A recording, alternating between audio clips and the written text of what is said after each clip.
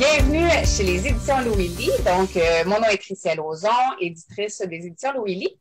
J'ai avec moi Chloé Gérard qui m'accompagne pour faire les entrevues aujourd'hui. Et aujourd'hui, on parle avec Francine Guénette, qui est auteure de Sur les traces de Jean Guénette.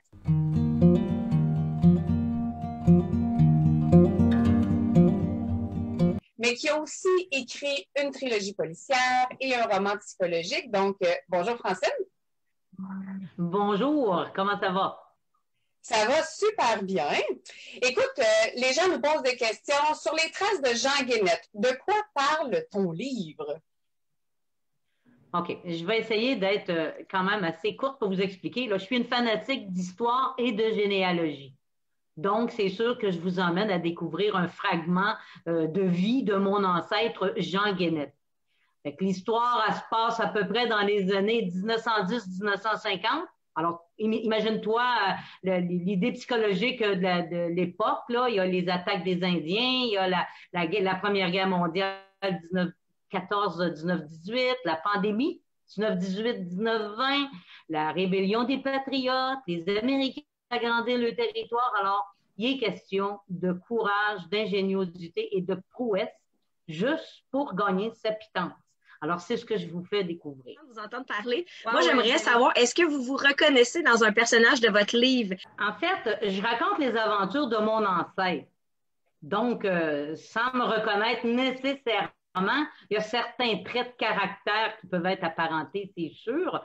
Mais moi, ce qui m'a le plus étonné, parce que je ne peux pas dire que je me reconnais outre certains traits de caractère, mais ce qui m'a le plus étonné dans cette recherche, puis dans les résultats, c'est que après que j'ai modifié un petit peu les défauts de mon ancêtre, puis amélioré ses qualités, mais je me suis rendu compte que si je l'avais rencontré, là, j'en serais probablement tombée amoureuse. Vous avez un peu créé votre homme idéal. À peu près. Vu que c'était mon ancêtre, j'en ai fait quand même, tu sais, je voulais pas trop que nos défauts paraissent quand même. Oh, c'est super. Et vous, est-ce que vous êtes une passionnée d'histoire? Est-ce que c'est ça qui vous a donné le goût d'écrire? En fait, c'est qu'est-ce qui vous donne le goût d'écrire? Parce que je sais que vous avez écrit d'autres livres, mais qu'est-ce qui particulièrement vous donne le goût d'écrire? Puis en même temps, qu'est-ce qui vous inspire d'écrire? Je pense que le goût d'écrire vient de mon adolescence. Bon, on sait tous que cette période-là n'est pas nécessairement facile pour personne, peu importe l'époque. Mais en ce qui me concerne, je pense que mes écritures y agissaient un peu comme une sorte d'exutoire. Alors, je pouvais créer des vies totalement différentes de la mienne. Et je pouvais les créer libres, pas de contradiction, pas de compte à rendre. Alors, tu comprends que pour moi, l'écriture, c'était mon évasion et qui était nécessaire pour mon moral et pour mon propre avancement, si tu veux, là. Alors, c'est ce qui m'a emmené à l'écriture.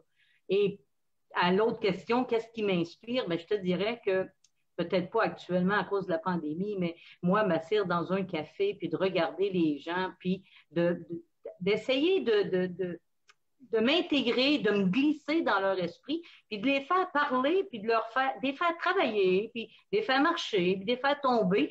C'est toutes des choses qui, tu sais, je leur crée une vie qu'ils ne savent même pas. Eux autres, ils vont repartir après le café, puis ils ne savent pas qu'ils ont tombé en bas d'un pont ou qu'un arbre les est tombé dessus. Là. Ils ne savent pas, mais moi, j'ai tout vécu ça pendant mon café. Alors, c'est ce qui m'inspire.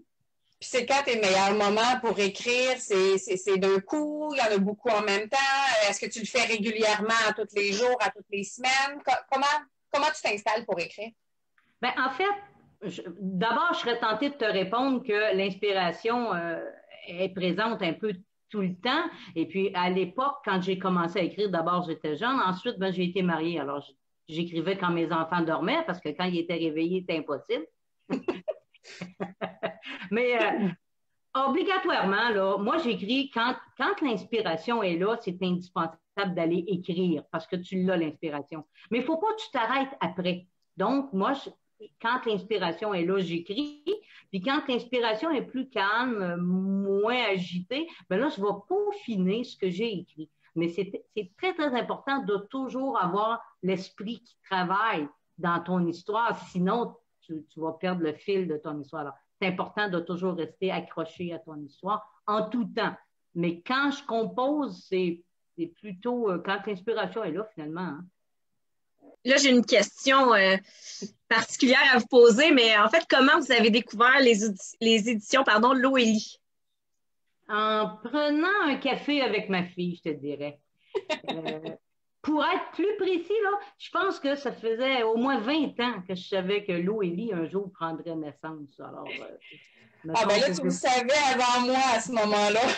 Ah, oui, tes désirs d'aller vers ce domaine étaient tellement présents que je me doutais qu'un jour, j'aurais à faire ton logo. Moi, je me permets, Tricia, une parenthèse là, pour ceux qui ne l'avaient pas encore compris, c'est que Mme Guénette est la maman de Tricia. Donc, si vous ne l'aviez pas compris, maintenant, je pense que c'est clair pour tout le monde. Pour ajouter un peu à notre historique, dans le fond, c'est que v'là 2 ans, on était comme les deux en pleine inspiration, puis on s'encourageait chacune de notre côté dans notre écriture. Moi qui voulait enfin me lancer, puis elle qui était en train de travailler sur son nouveau projet qui est sur les traces de Jean Guénette, fait qu'on s'encourageait. Et au moment où c'est qu'on était rendu pour l'envoyer dans une maison d'édition, j'ai décidé qu'au lieu d'envoyer mon manuscrit, je partais les éditions Loélie et j'ai appelé Francine, ma mère, et je lui ai dit « T'embarques-tu avec moi? » Et sa réponse a été « Bien sûr! » J'attendais l'invitation. Donc, on peut dire que dans la famille, l'écriture, c'est de mère en fille. Ça semblerait, oui. J'ai hâte de voir quelle de mes petites filles va prendre la relève. Effectivement. Et là, ben maintenant, Francine, on aimerait savoir, parce qu'un auteur est toujours en train d'écrire, donc parle-nous de tes futurs projets d'écriture. Bon, la première des choses, j'aimerais bien dire que mon prochain, là, ça va être le best-seller du siècle. OK? mais je vais m'en tenir à dire que juste de le terminer, ça serait déjà une réussite, là. Mais je peux te dire, comme ça de même, là, que ça va être une belle surprise très attendue par mes lecteurs et mes lectrices. Mais j'en dirai pas plus. Ben écoute, merci beaucoup, Francine. Ce fut vraiment intéressant parce que ça va vraiment donner un aperçu, premièrement, de ta façon d'écrire, de tes inspirations et tout ça. Puis c'est sûr que ça donne l'eau à la bouche pour tes lecteurs. Donc, merci pour cette entrevue aujourd'hui. Puis merci beaucoup, Chloé, pour nous avoir accompagnés aussi, comme toujours, que tu m'accompagnes dans chacune de nos petits entretiens que l'on fait avec nos auteurs chez les éditions Loélie.